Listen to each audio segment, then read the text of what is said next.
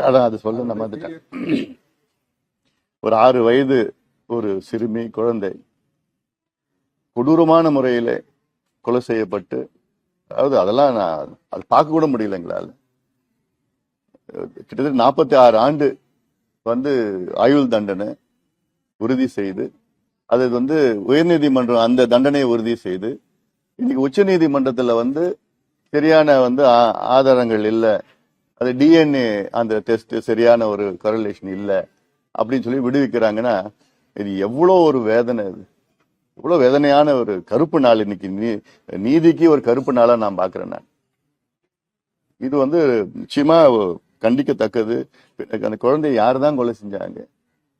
இது தமிழக அரசு சரியான முறையில ஆதாரங்களை கொடுக்கலன்னு தான் அர்த்தம். இது தமிழக அரசுக்கு தான் நாம குறை சொல்லணும், இது பொறுப்பு எடுத்துக்கணும். இது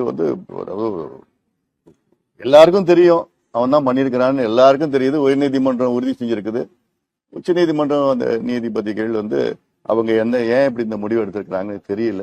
இது போன்ற மனித மிருகங்கள்லாம் கடுமையா தண்டிக்கப்பட வேண்டும். தண்டிக்கப்படலைன்னா அப்புறம் பயம் இல்லாம குற்றங்களை செய்வாங்க. சமீபத்துல கூட கும்மிடிப்பூண்டி பகுதியில் ஆரப்பாக்கம் ஒரு கிராமத்துல ஒரு 8 வயது குழந்தைய ஒருத்தர் அசாம்ல இருந்து ஒரு மனித மிருகம் பாலியல் வன்கொடுமை செஞ்சிருக்கிறான். அவன் பிடிச்சிட்டாங்க 3 வாரத்துக்கு பிறகு பிடிச்சி வச்சிருக்காங்க.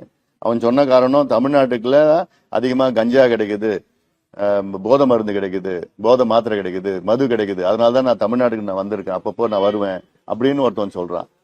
அப்போ இந்த போதை, இந்த கஞ்சா, இந்த காக்கேன், ஹபின், இது ஹெரோயின், இது சரளமா தமிழ்நாட்டில் கிடைக்கிறது காரணத்தால் தான் குற்றங்களும் அதிகமா இருக்கு. குழந்தைகளுக்கு எதிரான குற்றங்கள், பெண்களுக்கு எதிரான குற்றங்கள், நான் சொன்னல ஸ்டாட்டிஸ்டிக்ஸ் சொன்னல, அதிமுக ஆட்சிக்கும் திமுக ஆட்சிக்கும் 2 மடங்கு அதிகமா 4500, இங்க 6900, கிட்டத்தட்ட 7000. எது காரணம்? அதிகமா இந்த போதை பொருட்கள், போதை மாத்திரை இருக்கு அதுல. இது நிச்சயமாக இதற்கு ஒரு நல்ல ஒரு முடிவு வரணும்.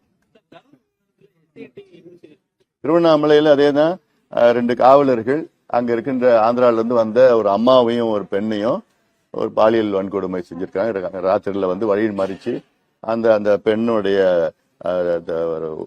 அண்ணன் தம்பிய நீ போ, நாங்க பாத்துக்கிறோம் சொல்லி பாலியல் வன்கொடுமை 2 காவலர்கள். இதுதான் தமிழ்நாட்டுடைய நிலை இருக்கிறது. சொல்லுங்க.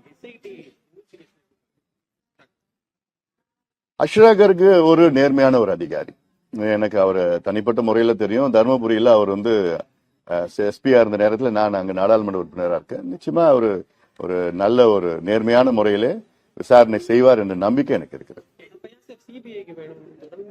இது அவருக்கு செய்யறதுக்கு முன்னாடி நான் கேட்டிருக்கேன். அவர் போடுறதுக்கு முன்னாடி நாங்க கேட்ட கோரிக்கை. 2 விசாரணை நடக்கட்டுமே, என்ன அதனால என்ன இருக்குது?